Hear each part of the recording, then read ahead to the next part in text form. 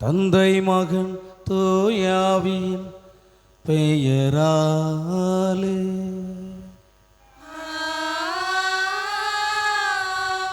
நம் ஆண்டவராகிய இயேசு கிறிஸ்துவின் அருளும் கடவுளின் அன்பும் தூயாவியாரின் நட்புறவும் உங்கள் அனைவரோடும் இருப்பதாக.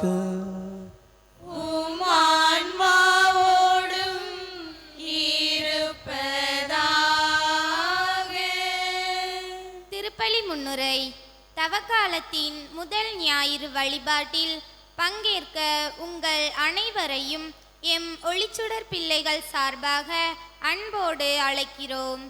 இன்றைய நற்செய்தி, இயேசு பாலை நிலத்தில் தூய ஆவியால் வழிநடத்தப்பட்டு 40 நாட்கள் நோன்பிருந்து அழகையினால் சோதிக்கப்பட்ட நிகழ்வை நமக்கு எடுத்துரைக்கிறது. பசி, அதிகாரம், உலக மேன்மை என அழகை விரித்த வலைகளை இயேசு தூய ஆவியின் வல்லமையை கொண்டு வென்றார். மனிதர் அப்பத்தினால் மட்டுமல்ல, கடவுளின் வாய்ச்சொல்லால் வாழ்வர் என்று முழங்கிய இயேசு சோதனைகளை எதிர்கொள்ள தூய ஆவியின் துணையும் இறைவார்த்தையின் மீதான பிடிப்பும் எவ்வளவு அவசியம் என்பதை நமக்கு கற்றுத்தருகிறார். நம்முடைய அன்றாட வாழ்விலும் பேராசை, தற்பெருமை போன்ற பல்வேறு சோதனைகள் நம்மை வழிதவற செய்ய காத்திருக்கின்றன. இந்த தவக்காலத்தில் இயேசுவை போல நாமும் தூய ஆவியின் ஆற்றலை பெற்று நோன்பு மற்றும் ஜெபத்தின் வழியாக நம் உள்ளத்தை உறுதிப்படுத்துவோம். சாத்தானின் தந்திரங்களை முறியடித்து இறைவனுக்கு மட்டுமே பணிந்து வாழும் வரத்தை வேண்டி இப்புனித பலியில் பற்றுறுதியோடு பங்கேற்போம். அன்புமிக்க சகோதர சகோதரிகளே, நம் திருமுழுக்கு நினைவாக நம்மே தெளிக்கப்படும் தமது படைப்பாகிய தண்ணீரை புனிதப்படுத்தி அருளுமாறு நம் கடவுளாகிய ஆண்டவரை கெஞ்சி மன்றாடுவோமாக. அவரே நமக்கு உதவி அளித்தன்று நாம் பெற்றுக்கொண்ட தூய ஆவிக்கு உண்மையுள்ளவர்களாய் நிலைத்திருக்க அருள்வாராக. ஆண்டவரே, எல்லாம் வல்ல இறைவா, உம் மக்களின் வேண்டுதல்களை கனிவாய் கேட்டருளும். வியத்தகு முறையில் எங்களை படைத்தீர் என்றும் அதிலும் வியத்தகு முறையில் எங்கள் ஒவ்வொருவரையும் மீட்டருளினீர் என்றும் நினைவு கூறும் எங்களுக்காக தண்ணீர் மீது உமது ஆசியை கனிவுடன் பொழிந்தருளும். ஏனெனில் நிலத்தை வளப்படுத்தவும் எங்கள் உடலுக்கு புத்துணர்வும் தூய்மையும் தரவும் தண்ணீரை படைத்தீர். உமது இரக்கத்தின் கருவியாகவும் தண்ணீரை அமைத்தீர். எவ்வாறெனில் தண்ணீரின் வழியாக உம் மக்களின் அடிமைத்தலை அகற்றினீர். பாலின் நிலத்தில் அவர்களது தாகத்தை தணித்தீர்.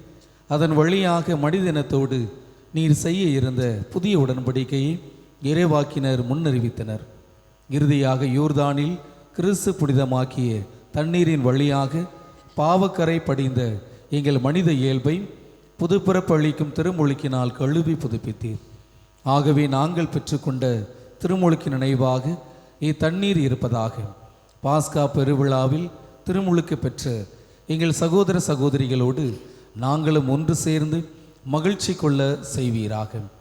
எங்கள் ஆண்டவராகிய கிறிஸ்து வழியாக உம்மை பார்த்து மன்றாடுகிறோம். எல்லாம் வல்ல இறைவா, தண்ணீர் வளம் பெற அதில் ஒப்பிட வேண்டுமென்று இறைவாக்கு எலிசா வழியாக கற்பித்தீர். உமது படைப்பு பொருளாகிய இந்த உப்பை பரிவிரக்கத்துடன் புனிதப்படுத்திய அருள உம்மை தாழ்மையுடன் வேண்டுகின்றோம். ஆண்டவரை, உப்பு கலந்து தண்ணீர் தெளிக்கப்படும் இடமெல்லாம் தீயோனின் தாக்குதல் அனைத்தும் தோல்வியறச் செய்வீராக. உம் தூய ஆவியார் உடனிருந்து எங்கள் இடையராது காத்தருள்வாராக. எங்கள் ஆண்டவராகிய கிறிஸ்து வழியாக உம்மை பார்த்து மன்றாடுகிறோம். ஆமென். ஆமென்.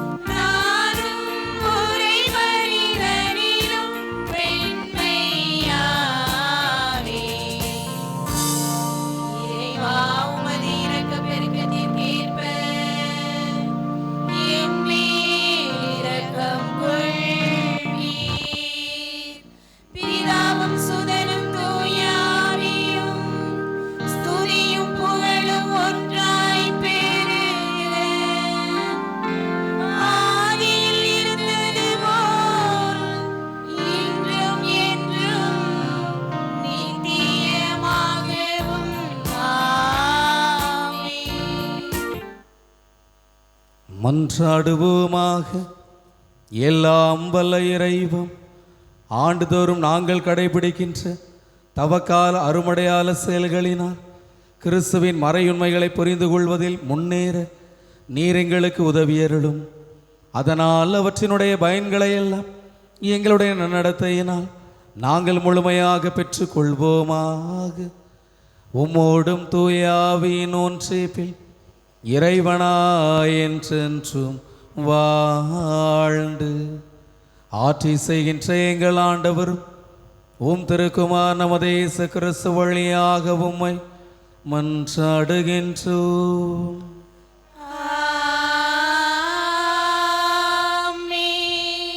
முதல் வாசக முன்னுரை.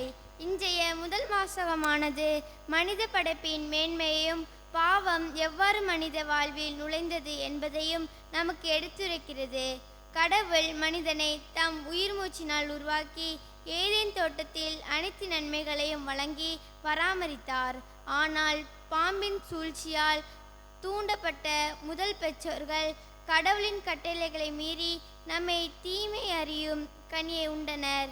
தன்னாசை மற்றும் இறைவனுக்கு நிகராக வேண்டும் என்ற தற்பெருமையால் அவர்கள் இழந்த புனிதத்தையும் அதன் விளைவாக ஏற்பட்ட வீழ்ச்சியையும் இந்த வாசகம் விவரிக்கிறது. நம்முடைய பலவீனங்களை உணர்ந்து சோதனைகளை வெல்ல இறைவனின் உதவி எவ்வளவு அவசியம் என்பதை சிந்திப்போம். இந்த வாசகத்திற்கு இறைவேண்டலோடு செவிமடுப்போம். முதல் பெற்றோரை படைத்ததும் அவர்களின் பாவமும். தொடக்க நூலிலிருந்து வாசகம். அதிகாரம் 2, இறை வசனங்கள் 7 முதல் 9 மற்றும் அதிகாரம் 3, இறை வசனங்கள் 1 முதல் 7 முடிய.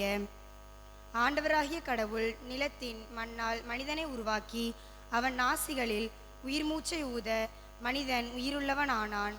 ஆண்டவராகிய கடவுள் கிழக்கே இருந்த ஏதேனில் ஒரு தோட்டம் அமைத்து தாம் உருவாக்கிய மனிதனை அங்கே வைத்தார். ஆண்டவராகிய கடவுள் கண்ணுக்கு அழகானதும் உண்பதற்கு சுவையானதுமான எல்லா வகை மரங்களையும் தோட்டத்தின் நடுவில் வாழ்வின் மரத்தையும் நன்மை தீமை அறிவதற்கு ஏதுவான மரத்தையும் மண்ணிலிருந்து வளரச் செய்தார். ஆண்டவராகிய கடவுள் உருவாக்கிய காட்டு விலங்குகளில் எல்லாம் பாம்பு மிகவும் சூழ்ச்சி மிக்கதாக இருந்தது. அது பெண்ணிடம், கடவுள் உங்களிடம் தோட்டத்தில் உள்ள எல்லா மரங்களில் இருந்தும் உண்ணக்கூடாது என்றது உண்மையா என்று கேட்டது. பெண் பாம்பிடம், தோட்டத்தில் இருக்கும் மரங்களின் பழங்களை நாங்கள் உண்ணலாம், ஆனால் தோட்டத்தின் நடுவில் உள்ள மரத்தின் கனியை மட்டும் நீங்கள் உண்ணக்கூடாது, அதை தொடவும் கூடாது, மீறினால் நீங்கள் சாவீர்கள் என்று கடவுள் சொன்னார் என்றாள். பாம்பு பெண்ணிடம், நீங்கள் சாகவே மாட்டீர்கள், ஏனெனில் நீங்கள் அதிலிருந்து உண்ணும் நாளில் உங்கள் கண்கள் திறக்கப்படும், நீங்கள் கடவுளைப் போல் நன்மை தீமையை அறிவீர்கள் என்பது கடவுளுக்கு தெரியும் என்றது. அந்த மரம் உண்பதற்கு சுவையானதாகவும் கண்களுக்கு களிப்பூட்டுவதாகவும் அறிவு பெறுவதற்கு விரும்பத்தக்கதாகவும் இருந்ததைக் கண்டு பெண் அதன் பழத்தை பறித்து உண்டாள். அதை தன்னுடன் இருந்த தன் கணவனுக்கும் கொடுத்தாள், அவனும் உண்டான். அப்போது அவர்கள் இருவரின் கண்களும் திறக்கப்பட்டன, அவர்கள் தாங்கள் ஆடையின்றி இருப்பதை அறிந்தனர். ஆகவே அத்தி இலைகளை தைத்து தங்களுக்கு ஆடைகளை செய்து கொண்டனர். ஆண்டவரின் அருள்வாக்கு. இறைவனுக்கு நன்றி.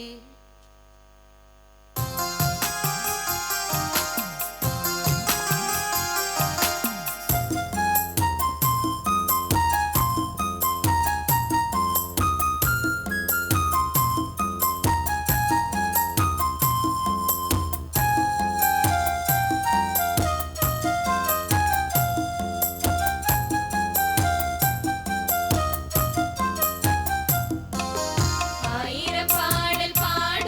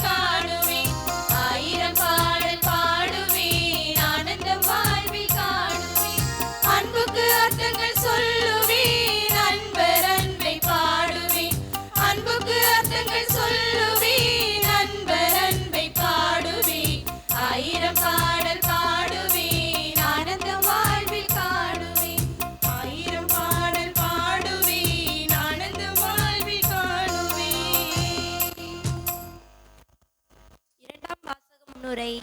ஆதாம் என்னும் முதல் மனிதனின் கீழ்ப்படியா பாவம் உலகிற்குள் நுழைந்து சாவு ஆட்சி செய்ததையும், இயேசு கிறிஸ்து என்னும் ஒருவர் வழியாக நமக்கு பெருகி வாழ்வு கிடைத்ததையும் இன்றைய இரண்டாம் வாசகம் ஒப்பிட்டு பேசுகிறது.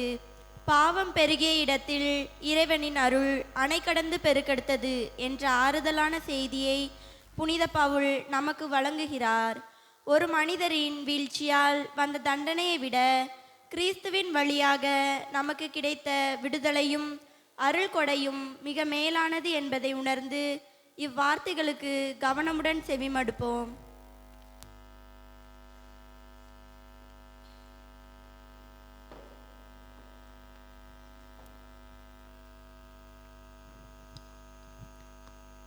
இரண்டாம் வாசகம். பாவம் பெருகிய இடத்தில் அருள் அணை கடந்து பெருக்கெடுத்தது. திருத்தூதர் பவுல் ரோமையருக்கு எழுதிய திருமுகத்திலிருந்து வாசகம். அதிகாரம் 5 இறை வசனங்கள் 12 முதல் 19 முடிய. சகோதர சகோதரிகளே, ஒரே ஒரு மனிதன் வழியாய் பாவம் இந்த உலகத்தில் நுழைந்தது. அந்த பாவத்தின் வழியாய் சாவு வந்தது. அதுபோலவே எல்லா மனிதரும் பாவம் செய்ததால் எல்லா மனிதரையும் சாவு கவ்விக்கொண்டது. திருச்சட்டம் தரப்படும் முன்பு உலகின் பாவம் இருந்தது. ஆனால் சட்டம் இல்லாதபோது அது பாவமாக கருதப்படவில்லை. ஆயினும் ஆதாம் முதல் மோசே வரையில் இருந்தவர்கள் ஆதாமை போல் கடவுளின் கட்டளையை மீறி பாவம் செய்யவில்லை. எனினும் சாவு அவர்கள் மீதும் ஆட்சி செலுத்திற்று. இந்த ஆதாம் வரவிருந்தவருக்கு முன்னடையாளமாய் இருக்கிறார். ஆனால் குற்றத்தின் தன்மை வேறு, அருள் கொடையின் தன்மை வேறு. எவ்வாறெனில், ஒருவர் செய்த குற்றத்தால் பலரும் இறந்தனர். ஆனால் கடவுளின் அருளும் இயேசு கிறிஸ்து என்னும் ஒரே மனிதரின் வழியாய் வரும் அருள் கொடையையும் பலருக்கும் மிகுதியாய் கிடைத்தது. இந்த அருள் கொடையின் விளைவு வேறு, அந்த ஒரு மனிதர் செய்த பாவத்தின் விளைவு வேறு. எவ்வாறெனில், ஒரு மனிதர் செய்த குற்றத்துக்கு தீர்ப்பாக கிடைத்தது தண்டனை. பலருடைய குற்றங்களுக்கும் தீர்ப்பாக கிடைத்ததோ அருள் கொடையாக வந்த விடுதலை.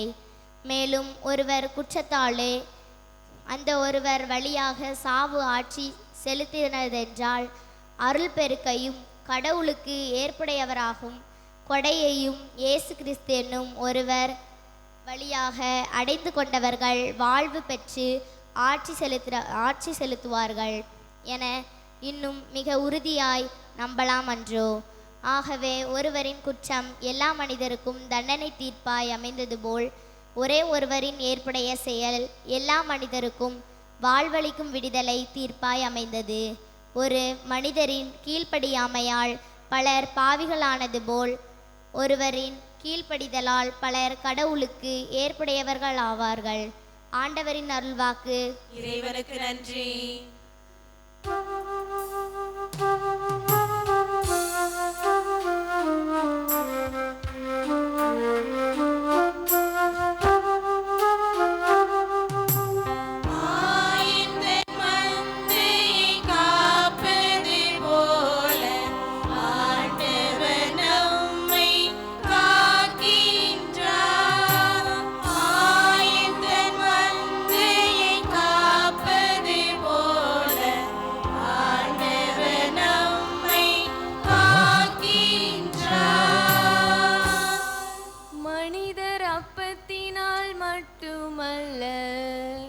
மாறாக கடவுளின் வாய்ச்சொல் ஒவ்வொன்றாலும் வாழ்வர்.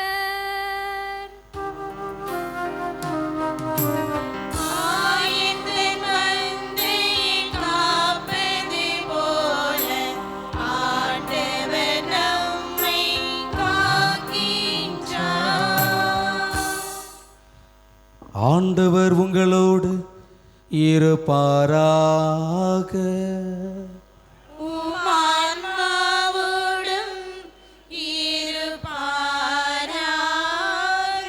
மத்தேயு எழுதிய தூய நற்செய்தியிலிருந்து வாசகம்.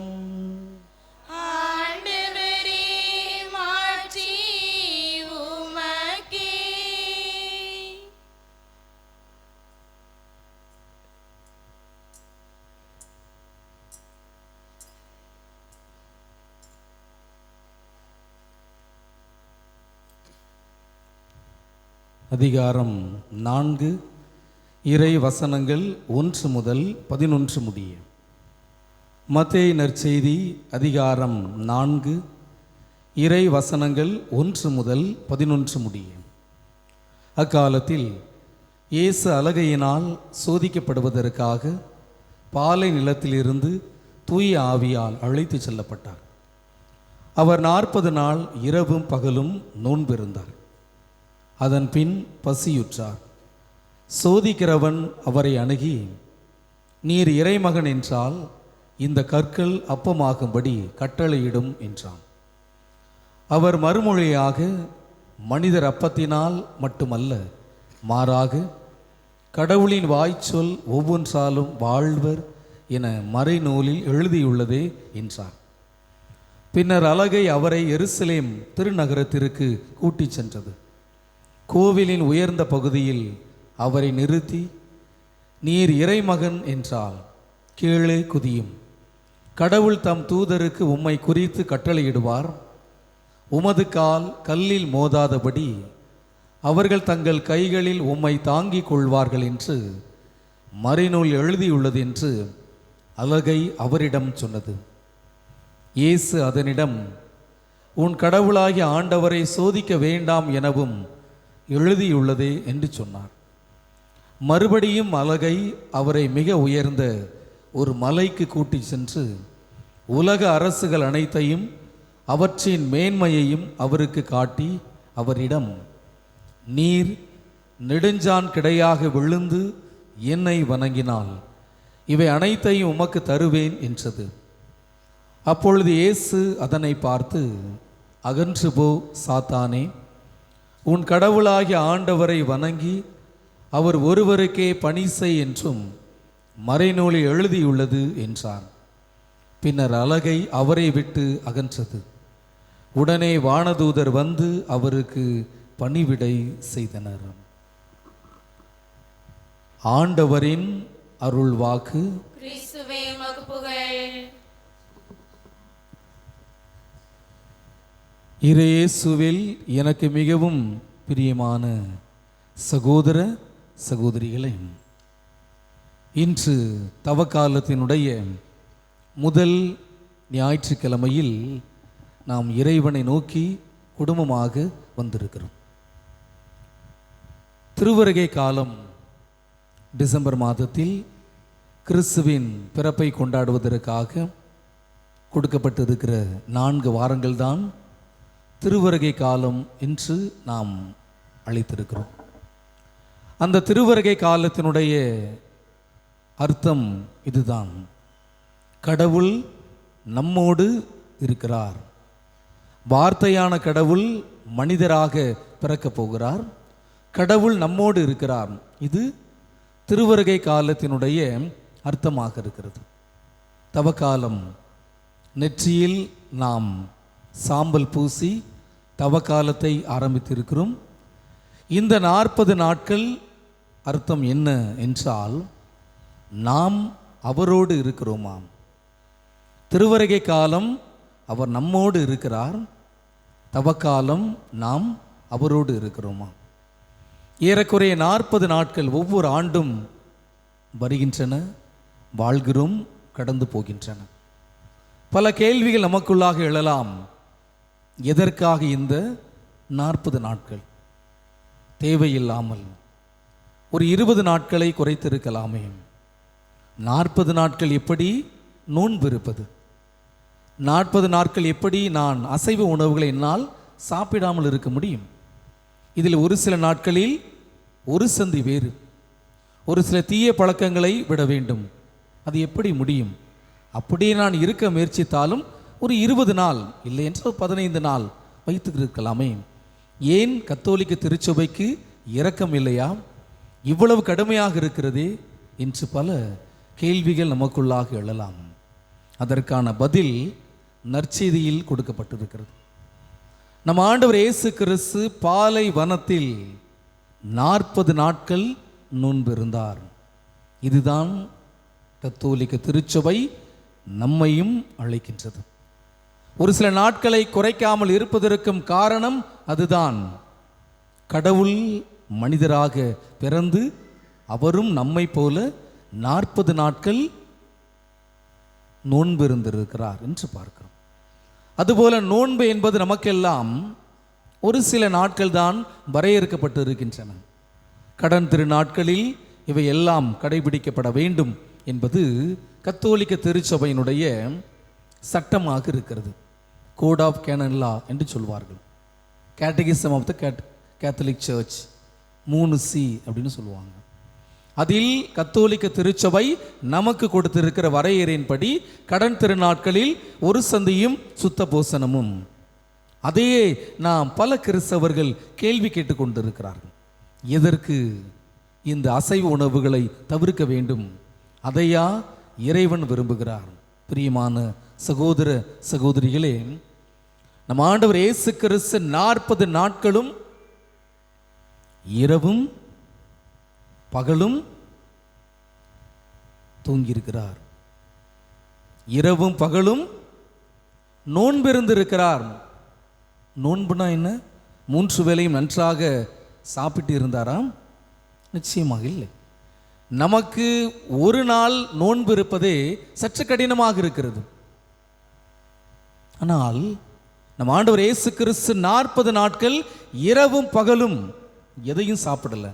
அதனால்தான் அலகை முதல் சோதனையாக உடல் ஆசைக்கு கொடுத்தது. இவர் 40 நாட்களும் உணவு உண்ணாமல் இருக்கிறார். இவருக்கு எதையாவது கொடுத்து தன்னை தன்வயப்படுத்திக் கொள்ளலாம். சோதனை. பிரியமான சகோதர சகோதரிகளே, நமக்கு நாம் ஏன் சாப்பிட்டால் என்ன என்கிற சோதனை இருக்கிறது. ஆனால் அலகைக்கு இவரை எப்படியாவது சாப்பிட வைத்து விட வேண்டும் என்கிற சோதனை இருக்கிறது. யார் அலகை என்பதை நாம் சரியாக புரிந்து கொள்ள வேண்டும். படைப்பின் தொடக்கத்திலே முதல் பெற்றோருக்கு இந்த சோதனை கொடுக்கப்பட்டது. அலகை பாம்பின் வடிவில் வந்தது. கடவுள் அவர்களுக்கு எல்லா மகிழ்ச்சியும் கொடுத்தார், எதையும் தடை செய்யவில்லை. ஆனால் சுதந்திரம் என்கிற ஒரு மகிழ்ச்சியை கொடுத்து ஒரு தேர்வையும் வைக்கின்றார். மனிதன் தனக்கு கீழ்ப்படிந்து இருக்கின்றானாம். ஒரு நண்பரை போலத்தான் பாவித்தார். ஆதாமையும் ஏவாளையும் நண்பர்களைப் போலத்தான் பாவித்தார். அவர்களோடு தோட்டத்தில் உலாவி இருக்கிறார், நடந்திருக்கிறார், பேசி இருக்கிறார், உறவாடி இருக்கின்றார். எல்லா மகிழ்ச்சியும் கொடுத்திருக்கிறார். இதைவிட மேலான ஒரு மகிழ்ச்சி முதல் வாசகத்தினுடைய தொடக்க இறை வார்த்தைகள் நமக்கு வெளிப்படுத்துகின்றன. மனிதர்களை களிமண்ணால் உருவாக்கி அவருடைய நாசிகளில் உயிர் மூச்சை ஊதச் செய்தார். கடவுள் மனிதனை தன்னுடைய சாயலாக பாவனையாக படைத்தார். ஆனால் உலகை படைத்த போது வார்த்தையை மட்டும்தான் பயன்படுத்தினார். ஒளி தோன்றுக, ஒளி தோன்றியது. மரங்கள் தோன்றுக, மரங்கள் தோன்றியது. மனிதனுக்கும் அப்படியே பயன்படுத்தி இருக்கலாம்.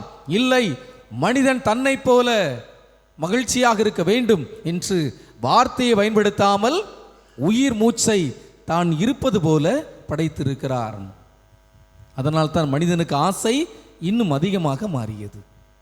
பாம்பு சொன்னது, அவர் உங்களிடத்தில் பொய் சொல்லி இருக்கிறார், நீங்கள் இவை எல்லாம் அனுபவிக்க கூடாது என்பதில் மிக தெளிவாக இருக்கிறார். நீங்கள் காலம் முழுவதும் இந்த ஏதேன் தோட்டத்தில் அவருக்கு அடிமையாக இருக்க வேண்டும் என்று விரும்புகிறார். அவர் சொல்வதையெல்லாம் நீங்கள் செய்ய வேண்டும் என்று விரும்புகிறார். உங்களுக்கென்று எந்த ஒரு ஆசையும் இருக்கக்கூடாது, உங்களுக்கென்று எந்த ஒரு மகிழ்ச்சியும் இருக்கக்கூடாது. கடைசி வரைக்கும் அவர் சொல்வது போலத்தான் நீங்கள் கேட்க வேண்டும். உங்களுக்கென்று சுய கௌரவம், சுய சுதந்திரம் இருக்கக்கூடாது. எவ்வளவு கவர்ச்சியான வார்த்தைகளை சாத்தான் பயன்படுத்தி இருக்கிறான். நீங்கள் சாப்பிடலாம், சாப்பிட்டால் நீங்கள் கடவுளை போல மாறலாம், நன்மை தீமைகளை பகுத்து கொள்ளலாம். எதற்கு நீங்கள் அடிமையாக இருக்க வேண்டும்? அதுதான் முதல் சோதனையாக கொடுக்கப்பட்டது. பிரியமான சகோதர சகோதரிகளை, பல நேரங்களில் கேள்விகள் தான் நமக்கு முதல் சோதனையாக வருகிறது.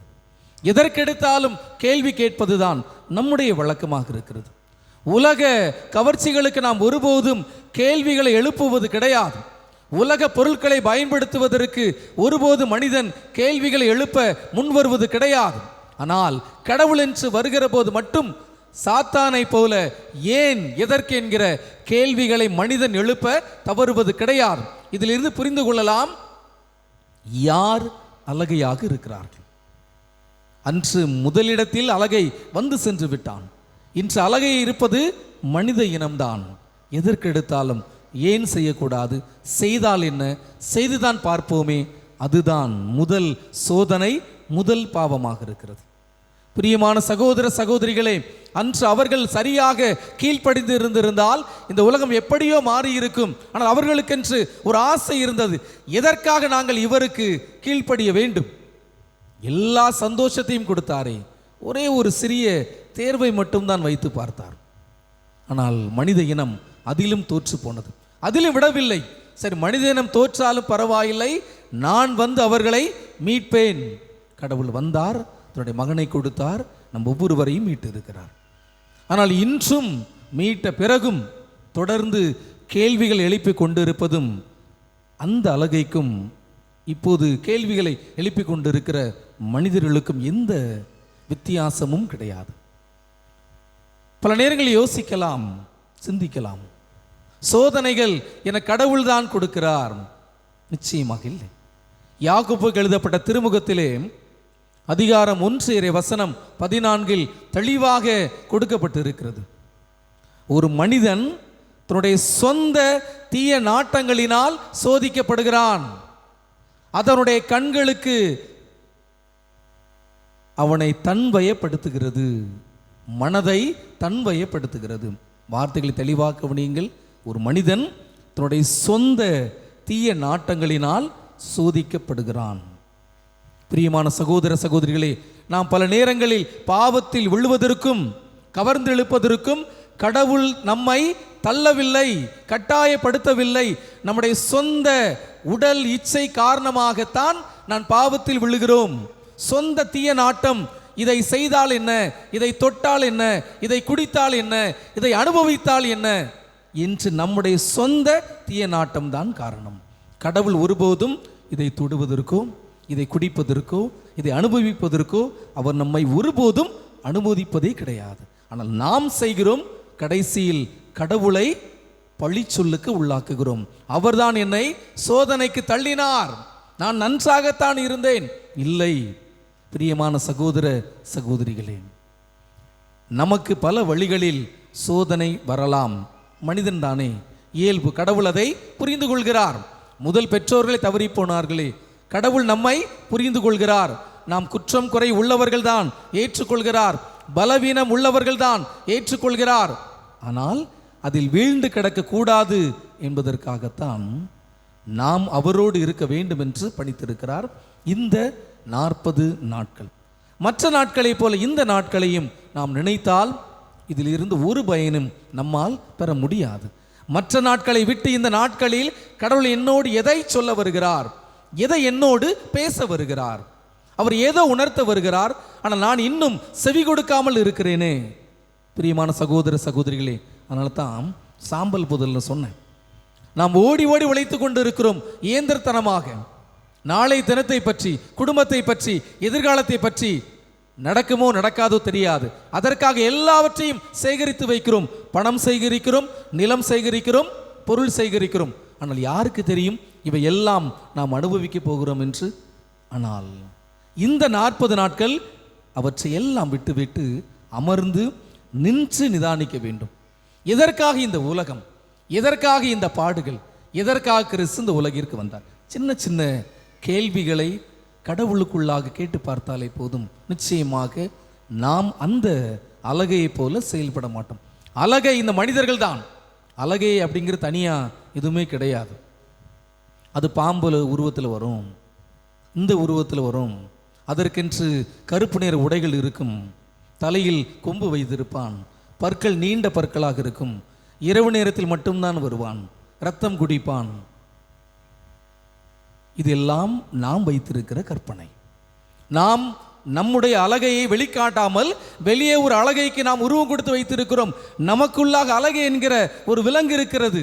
அதற்கு அடிக்கடி அதிகமாக நாம் தீனி போட்டுக்கொண்டே இருந்தோம் என்று சொன்னால் நமக்குள்ளாக இருக்கிற தெய்வீக தன்மை, கடவுள் என்கிற அன்பு வெளிப்பட்டு விடும், மறைந்து விடும். அதான் சொல்லுவாங்க, மனிதனுக்குள்ளே கடவுள் தன்மை, தீய தன்மை. 2 விலங்கு இருக்குது. எந்த விலங்கிற்கு அதிகமாக உணவு போடுகிறான், இது உணவு நல்லா போடுறோமோ அதான் வளரும். தெய்வீக தன்மைக்கு அதிகமாக தவக்காலத்தில் உணவு கொடுத்தோம் என்று சொன்னால் அது வளர்ந்து கொண்டே இருக்கும், கடவுள் வளர்ந்து கொண்டே இருப்பார். இல்லை, எனக்கு இந்த தன்மை போதும் என்று இந்த விலங்கிற்கு அதிகமாக உணவு கொடுத்தோம் என்று சொன்னால் நிச்சயமாக அது வளர்ந்து கொண்டே இருக்கும், இது குறைந்து கொண்டே இருக்கும். அதனால் வெளியே அழகையை தேடாதீர்கள். நமக்குள்ளாக இருக்கிற ஒவ்வொரு செயலும் அழகைதான், ஒவ்வொரு வார்த்தையும் அழகைதான். யாரும் அதற்கு விதிவிலக்கல்ல. கடவுள் ஒருவரை தவிர இந்த உலகில் யாரும் தன்னை 100% நல்லவர்களாக காட்ட முயற்சிக்க வேண்டாம். நாம் அதில் தோற்றுதான் போகிறோம். ஏனென்றால் ஒவ்வொரு நொடியும் நம்முடைய சிந்தனையும் சொல்லும் செயலும் அழகையின் வடிவமாகத்தான் இருக்கிறது. எப்படியாவது வெளிப்பட்டு விடும், அது யாருக்கு தெரியாது. எப்போது நாம் அழகையாக மாறுகிறோம் நமக்கே தெரியாது, ஆனால் அழகையாகத்தான் இருக்கிறோம்.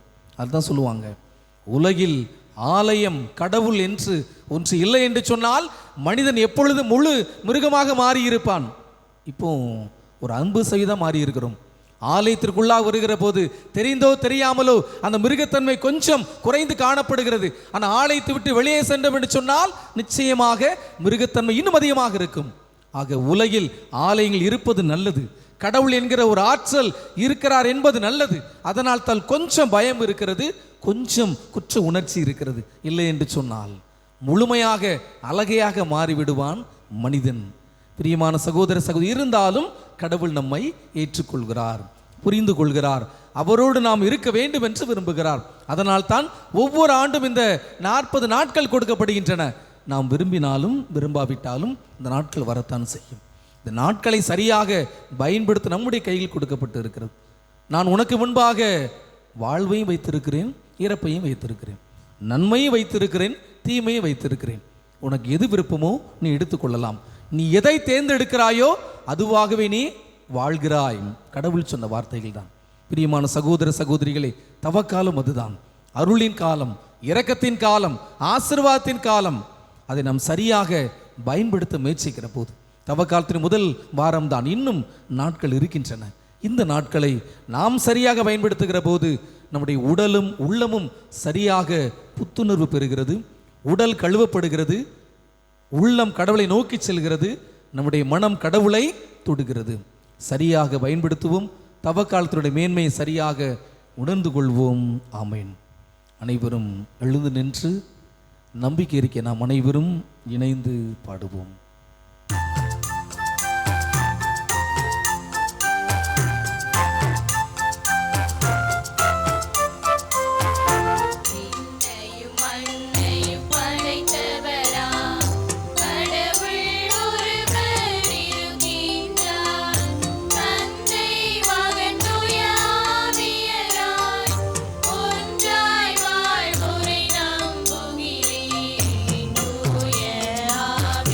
வல்லமை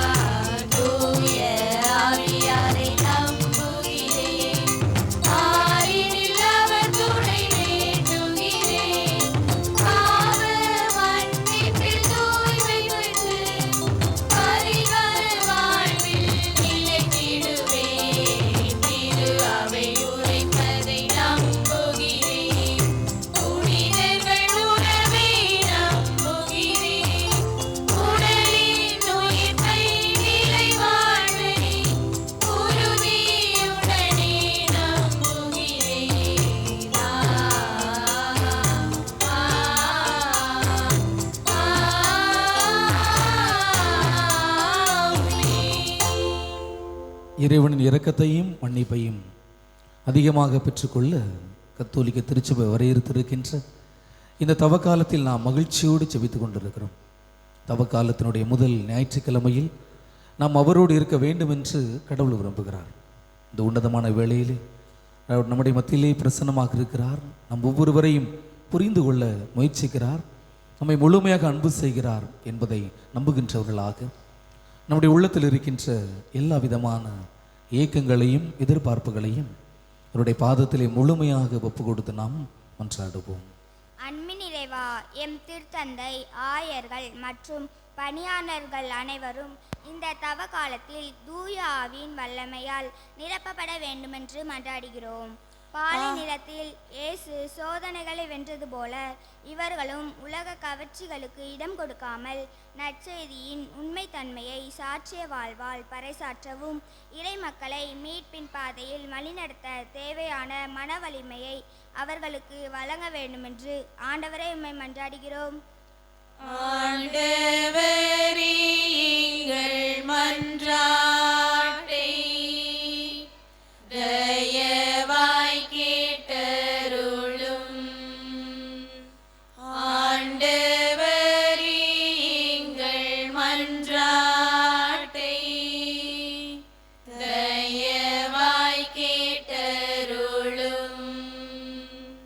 நீதி நிறைவா, உலகெங்கும் உள்ள ஆட்சியாளர்கள் அனைவரும் அதிகார போக்கை தவிர்த்து நலத்தோடு செயல்பட அருள் புரிந்து எளியோர் மற்றும்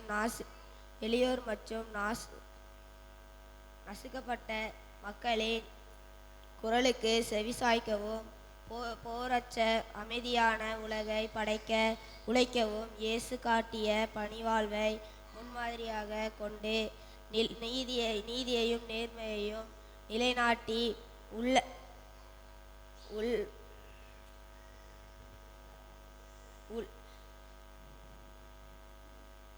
நல்மனதை அவர்களுக்கு வழங்க வேண்டும் என்று ஆண்டவரே மன்றாடுகிறோம். ஆண்டவரே, எங்கள் மன்றாட்டை தயவாய் கேட்டருளும். ஆண்டவரே, எங்கள் மன்றாட்டை தயவாய் கேட்டருளும். வல்லமையுள்ள இறைவா, எங்கள் வாழ்வில் நாங்கள் சந்திக்கும் பேராசை, தற்பெருமை போன்ற சோதனைகளை எதிர்கொள்ள உமது ஆற்றலையும் அழகையின் சூழ்ச்சியினால் நாங்கள் நிலைகுலையும் போது இயேசுவை போல தூய ஆவியின் துணையோடு அவற்றை முறியடிக்க துணிவை தாரும். இறைவார்த்தையை எமது கேடயமாக கொண்டு பாவ இருளிலிருந்து விலகி எப்போதும் உமது ஒளியின் மக்களாக நிலைத்திருக்க அருள் புரிய வேண்டுமென்று இறைவாமை மன்றாடுகிறோம். ஆண்டவரே, எங்கள் மன்றாட்டை தயவாய் கேட்டருளும். ஆண்டவரே, எங்கள் மன்றாட்டை தயவாய் கேட்டருளும். வாழ்வெளிக்கும் இறைவா, மனிதர் அப்பத்தினால் மட்டுமல்ல கடவுளின் வாய்ச்சொல்லால் வாழ்பவர் என்ற இயேசுவின் வாக்கினை நாங்கள் ஆழமாக தியானிக்க வரம் வேண்டுகிறோம். அழியக்கூடிய செல்வங்களை விட உமது புனிதமான வார்த்தைகளை வாசிப்பதிலும் அதன்படி நடப்பதிலும் நாங்கள் அதிகம் ஆர்வம் காட்ட செய்தருளும். இறைவார்த்தையை எங்கள் வாழ்வின் உணவாகவும் வழிநடத்தும் ஒளியாகவும் அமைய செய்ய வேண்டுமென்று இறைவாமை மன்றாடுகிறோம். ஆண்டவரே, எங்கள் மன்றாட்டை தயவாய் கேட்டருளும். ஆண்டவரே, எங்கள் மன்றாட்டை தயவாய் கேட்டருளும். இரக்கத்தின் இறைவா, பாவம் பெருகிய இடத்தில் உமது அருள் பெருகியதை எண்ணி உம்மை போற்றுகிறோம். இந்த தவக்காலத்தில் நாங்கள் செய்த தவறுகளை உணர்ந்து உம்மிடம் திரும்பி வர அருள் புரியும். பிறரோடு கொண்டுள்ள பகைமையை மறந்து கிறிஸ்துவின் கீழ்ப்படிதலால் கிடைத்த மன்னிப்பை நாங்கள் ஒருவரோடு ஒருவர் பகிர்ந்து புனிதமான ஒப்புரவு வாழ்வை மேற்கொள்ள தேவையான வரங்களை தந்து எங்களை ஆசீர்வதிக்க வேண்டுமென்று இறைவா உம்மை மன்றாடுகிறோம். ஆண்டவரே எங்கள் மன்றாட்டை தயவாய் கேட்டருளும். ஆண்டவரே எங்கள் மன்றாட்டை தயவாய் கேட்டருளும்.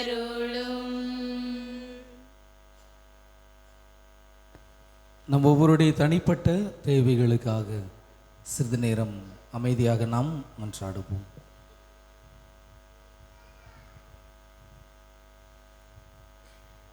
தாயும் தந்தையுமான இறைவா, உம்மை வாழ்த்துகிறோம், உம்மை போற்றுகிறோம், உம்மை ஆராதிக்கின்றோம். உள்ளார்ந்த உமது அன்பையும் இரக்கத்தையும் பெற்றுக்கொள்வதற்காக கொடுக்கப்பட்டிருக்கின்ற இந்த அருளின் காலத்தை நாங்கள் சரியாக பயன்படுத்த நீங்களை ஆசீர்வதிப்பீராக. பல்வேறு விண்ணப்பங்களை உடைய பிள்ளைகளாகி நாங்கள் நம்பிக்கையோடு எழுப்பியிருக்கிறோம். உமக்கு சித்தமானால் நாங்கள் கேட்டு இருப்பவற்றை எல்லாம் கூடிய விரைவில் நிறைவாக பெற்றுக்கொள்வோமாக. எங்கள் ஆண்டவராகிய கிறிஸ்து வழியாக உம்மை பார்த்து மன்றாடுகிறோம். ஆமென்.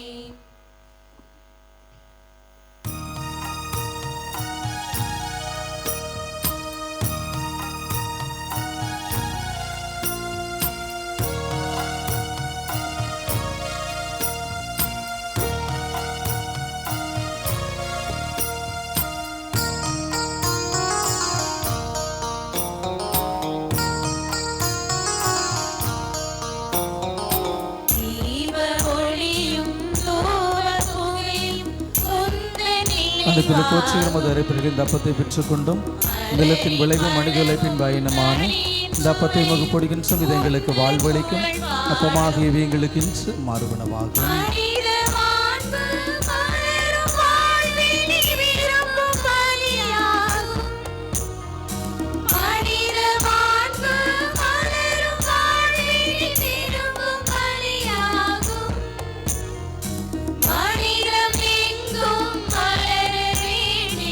அனைத்திலே போற்றுகிறோம் அது அரைப்பறிக்கிற இந்த ரசத்தை பெற்றுக்கொண்டும் திராட்சை செடியும் மனித உழைப்பும் தந்த இந்த ரசத்தை முகப்படுகின்ற இது எங்களுக்கு வாழ்வளிக்கும் ஆன்ம பணமாக இவை எங்களுக்கு இன்று மாறுபனவாகும்.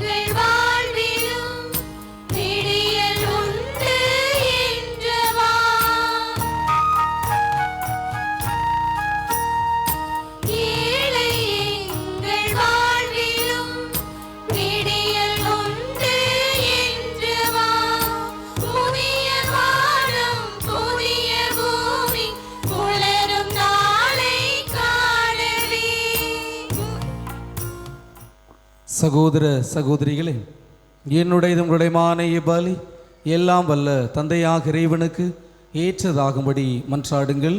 ஆண்டவர் தமது பேரின் புகழ்ச்சிக்காகவும் ஆட்சிக்காகவும் நமது நன்மைக்காகவும் புனித திரு அவை அனைத்து நலன்களுக்காகவும் உமது கையில் இருந்து பலியை ஏற்றுக்கொள்வாராக.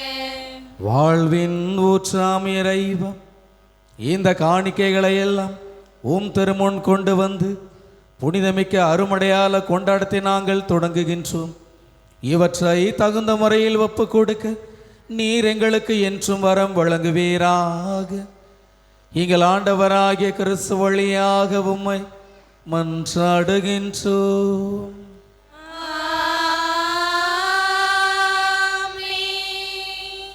ஆண்டவர் உங்களோடு இருப்பாராக. உம் ஆன்மாவோடும் இருப்பாராக. இதயங்களை மேலே எழுப்புங்கள்.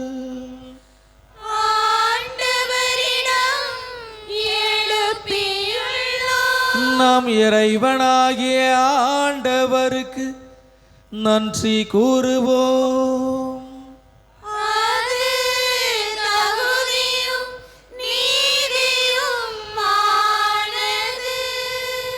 ஆண்டவரே, தூயவரான தந்தையே, இன்றுமல்ல எல்லாமல்ல இறைவன் எங்கள் ஆண்டவராகிய கிறிஸ்து வழியாக இந்நாளும் எவ்விடத்தில் நாங்கள் உமக்கு நன்றி செலுத்துவது மெய்யாகவே தகுதியும் நீதியுமாகும், எங்கள் கடமை மீட்புக்குரிய செயலுமாகும். கிறிஸ்து 40 நாட்கள் இவ்வுலக உணவை தவிர்த்து உண்ணான் நோன்பிற்கு உரு கொடுத்து அதை புனிதப்படுத்தினார். மேலும் தொடக்கத்தில் தோன்றிய பாம்பினுடைய மாய கவர்ச்சிகள் அனைத்தையும் அவர் தோற்கடித்து தீமையின் ஆட்சியின் மீது வெற்றி கொள்ள எங்களுக்கு கற்பித்தார். அதனால் பாஸ்கா மறை நிகழ்வை தகுதியான மனதோடு கொண்டாடி இறுதியாக முடிவில்லா பாஸ்காவிற்கு கடந்து செல்வோமாக. ஆகவே வானக தூதர் அணிகளோடும் புனிதரின் பெருந்திரளோடும் நாங்களும் சேர்ந்து உமக்கு புகழ்ச்சி பண்ணி செய்து முடிவின்றி பாடுவதாவது: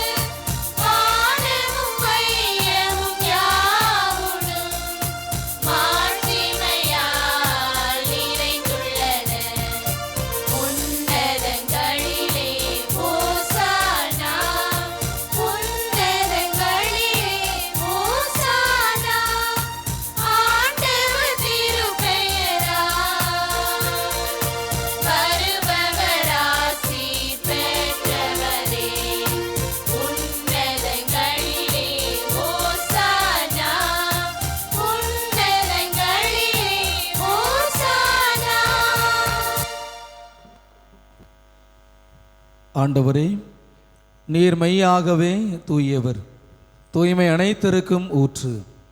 ஆகவே உம்முடைய ஆவியை பொழிந்து காணிக்கைகளை தூய்மைப்படுத்த வேண்டுமென உம்மை கெஞ்சி மன்றாடுகிறோம். இவ்வாறு எங்கள் ஆண்டவர் இயேசு கிறிஸ்துவின் உடலும் இரத்தமுமாக இவை எங்களுக்கு இன்று மாறுபனவாக. அவர் பாடுபட உளம் கனிந்து தம்மை கையளித்த போது அப்பத்தை எடுத்து நன்றி செலுத்தி அதை பிட்டு தம் சீடர்களுக்கு அளித்து அவர் கூறியதாவது: அனைவரும் இதிலிருந்து பெற்று உண்ணுங்கள், ஏனெனில் இது உங்களுக்காக கையளிக்கப்படும் என் உடல்.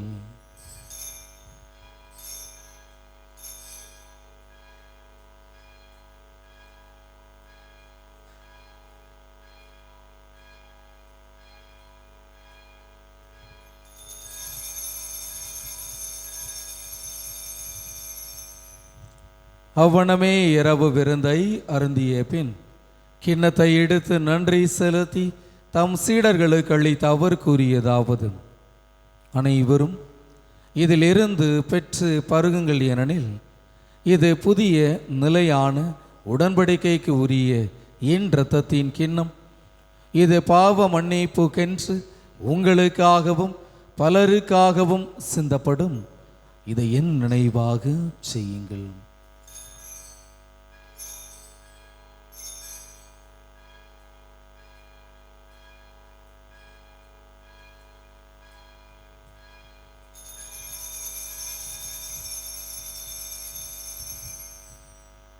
நம்பிக்கையின் மறைபொருள்.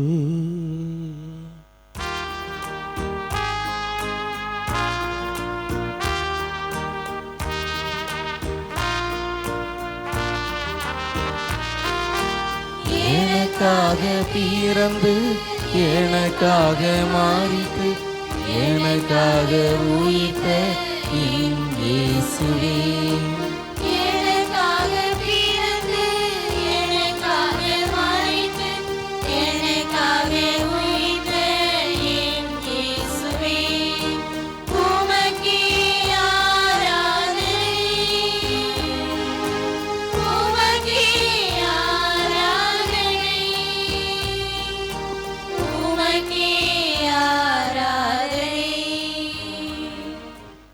ஆகவே ஆண்டவரே, நாங்கள் கிறிஸ்துவின் இறப்பினையும் உயிர்ப்பின் நினைவு கூர்ந்து வாழ்வு தரும் அப்பத்தையும் மீட்பளிக்கும் கிண்ணத்தையும் உமக்கு ஒப்பு கொடுக்கின்றோம்.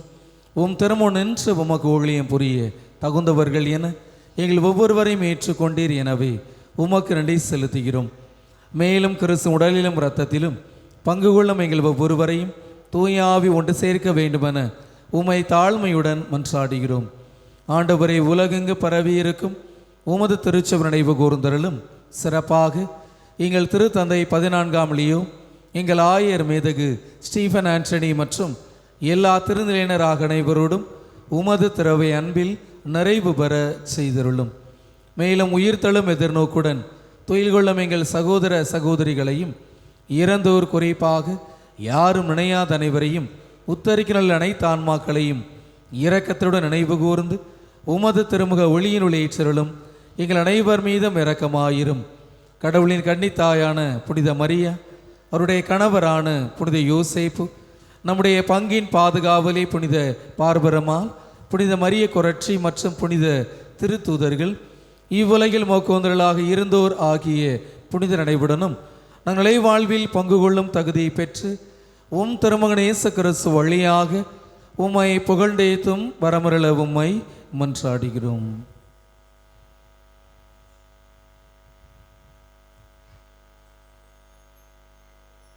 இவர் வழியாக இவரோடேவரில் எல்லாம் வல்ல இறைவனாகிய தந்தையே, தூயாவின் ஒன்றிப்பில் எல்லா புகழும் மாட்சியும் என்றென்றும் உமக்கு உரியதே.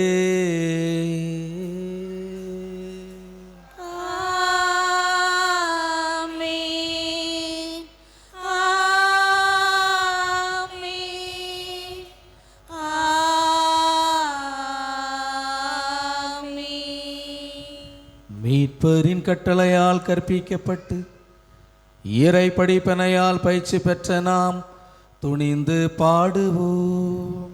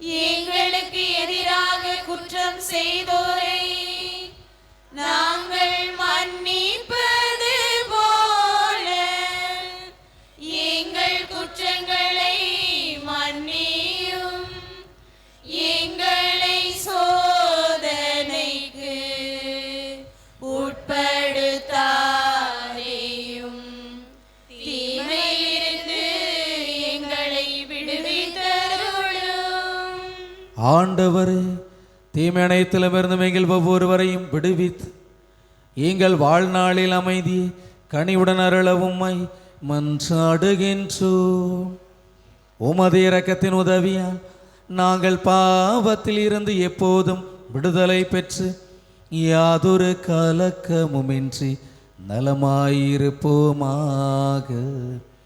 நாங்கள் இது நோக்கி இருக்கும் பேரின்பத்திற்காகவும் எம் மீட்பராக இயேசு கிறிஸ்துவின் வருகைக்காகவும் காத்திருக்கின்றோம்.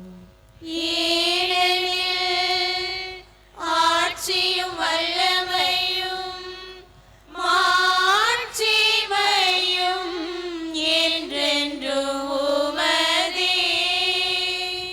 ஆண்டவரே இயேசு கிறிஸ்துவே, அமைதியை உங்களுக்கு விட்டுச் செல்கிறேன், என் அமைதியையே உங்களுக்கு அளிக்கின்றேன் என்று உம் திருத்தூதர்களுக்கு மொழிந்தீரே.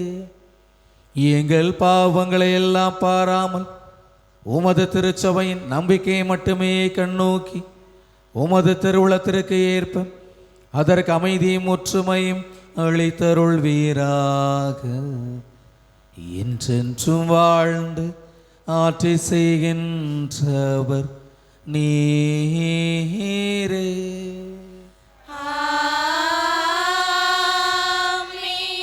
ஆண்டவருடைய அமைதி உங்களோடு என்றும் இருப்பதாக.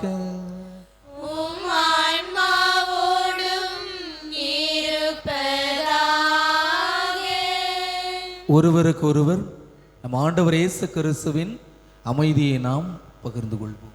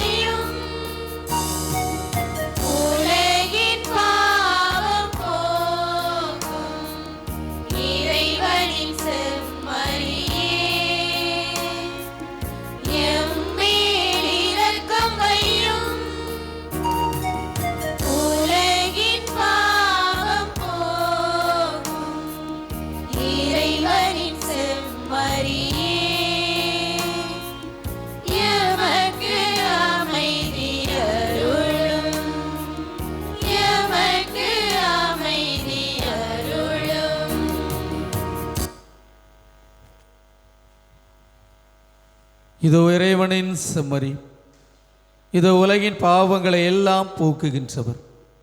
இந்த செம்மறியின் விருந்திற்கு அழைக்க பெற்றோர் பேறு பெற்றோர்.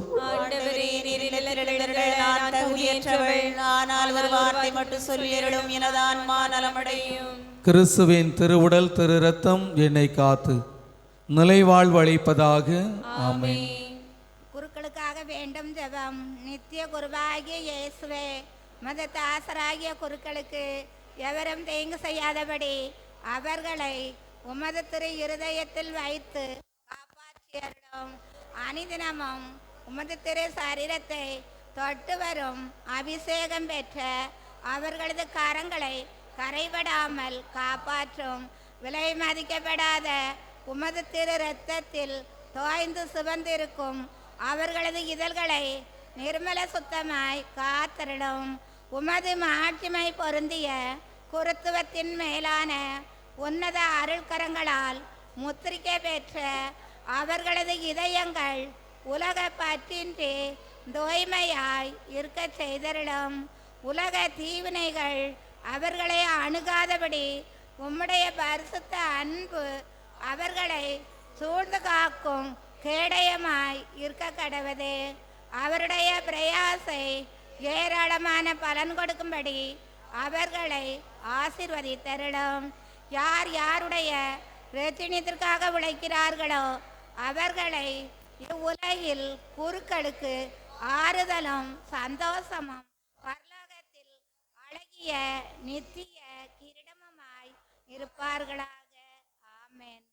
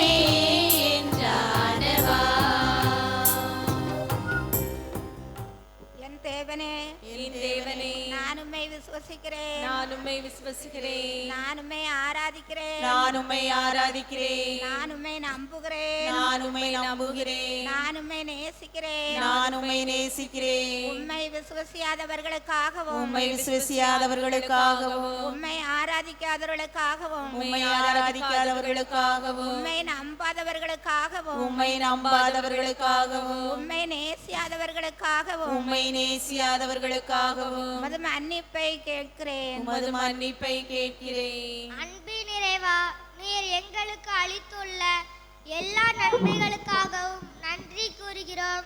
நன்றி இறைவா, உமக்கு நன்றி. ஆண்டவர்க்கு நன்றி செலுத்துங்கள், ஏனெனில் அவர் நல்லவர், என்றென்றும் உள்ளது அவர் இரக்கம். அன்பின் இறைவா, எங்கள் குற்றங்களை மன்னித்து மீண்டும் வாழ்வளித்த உமது கருணைக்காக நன்றி இறைவா, நன்றி. ஆண்டவர்க்கு நன்றி செலுத்துங்கள், ஏனெனில் அவர் நல்லவர், என்றென்றும் உள்ளது அவர் இரக்கம். கருணையின் இறைவா, என் பங்கையும் பங்கு மக்களையும் கன்னியர்களையும் பங்கு தந்தையையும் நல்வழியில் காத்து வந்ததற்காகவும் இந்த கால வேளையில் ஜெபிக்க நல்லதொரு சூழ்நிலையை ஏற்படுத்திய தயவுக்காக நன்றி இறைவா, நன்றி. ஆண்டவர்க்கு நன்றி செலுத்துங்கள், ஏனெனில் அவர் நல்லவர், என்றென்றும் உள்ளது அவர் இரக்கம். அன்பார்ந்தவர்களே, இன்று தவக்காலம் முதல் ஞாயிறு, வார வழிபாடு, திங்கள் காலை திருப்பலி, செவ்வாய் மாலை திருப்பலி, புதன் காலை திருப்பலி, வியாழன் மாலை திருப்பலி, வெள்ளிக்கிழமை காலை திருப்பலியும் மாலை 7 மணி அளவில் சிலுவை பாதை தூய் அந்தோணியார் அன்பிய குடும்பங்களினால் வழிநடத்தப்படும். சனிக்கிழமை மாலை நவநாள் திருப்பலி மற்றும் நற்கருணை ஆசிர்வாதம் நடைபெறும். வருகின்ற ஞாயிறு தவக்காலத்தினுடைய 2ஆம் ஞாயிறு வழக்கம் போல ஞாயிறு திருப்பலிகள் வழிநடத்தப்படும்.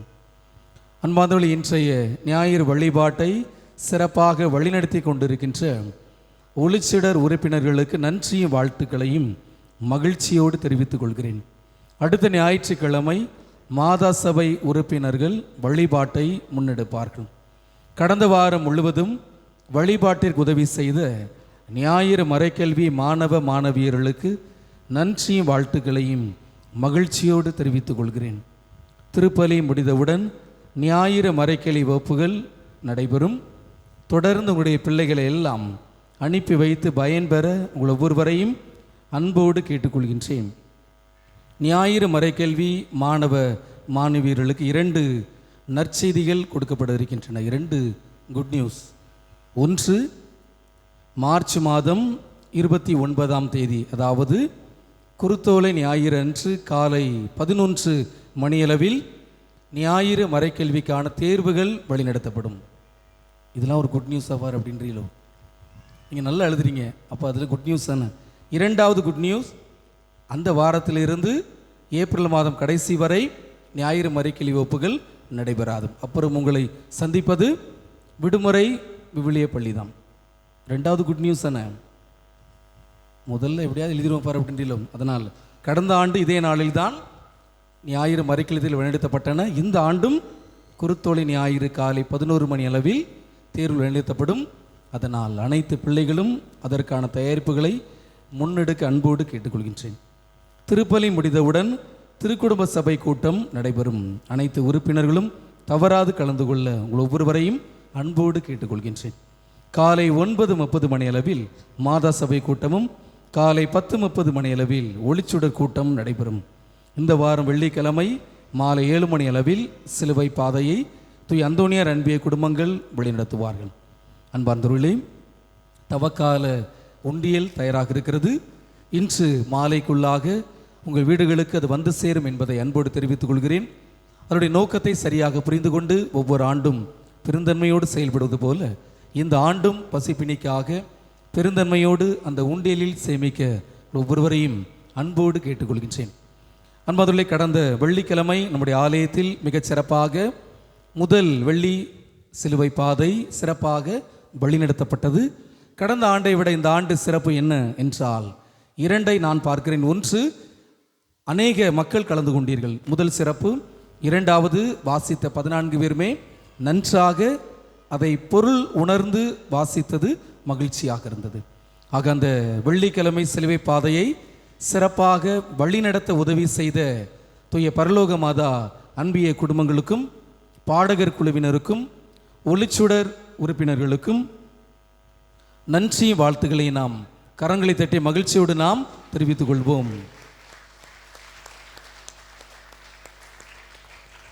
என்பவர்களே, ஒவ்வொரு சிலுவை பாதை முடிந்தவுடன் உங்களுக்கு பன் மற்றும் தேநீர் கடந்த ஆண்டு வழங்கப்பட்டது. இந்த ஆண்டும் அது கடந்த வெள்ளிக்கிழமையிலிருந்து ஆரம்பிக்கப்பட்டு இருக்கிறது.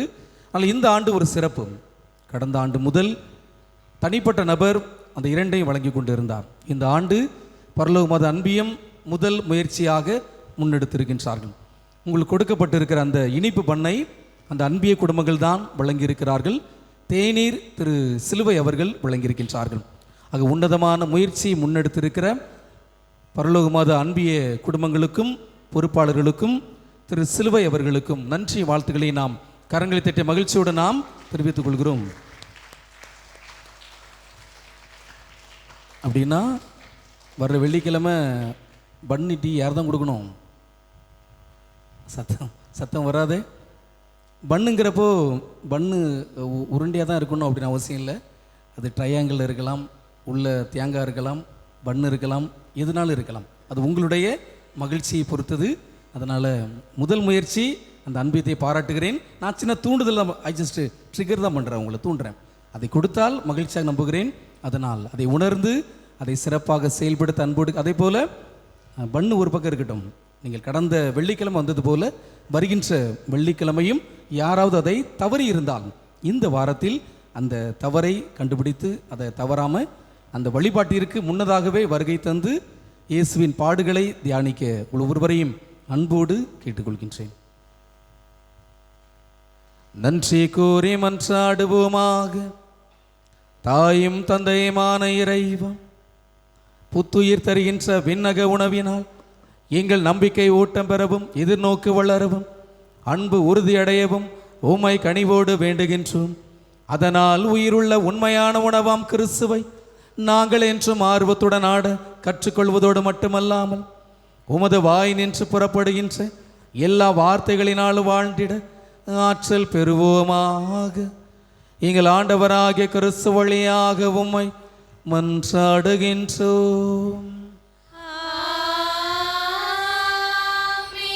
ஆண்டவர் உங்களோடு இருப்பாராக.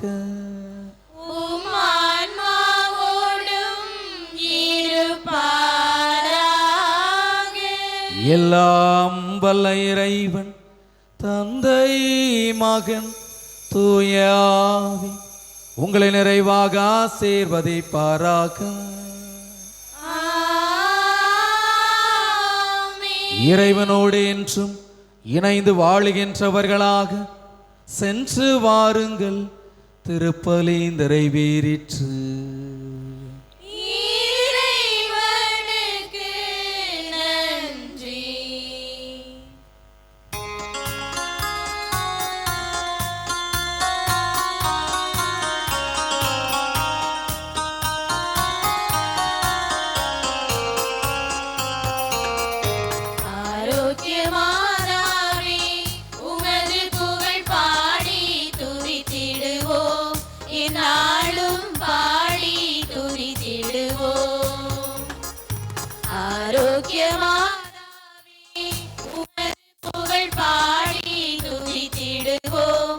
நாளும் பாடி துதித்திடுவோம்.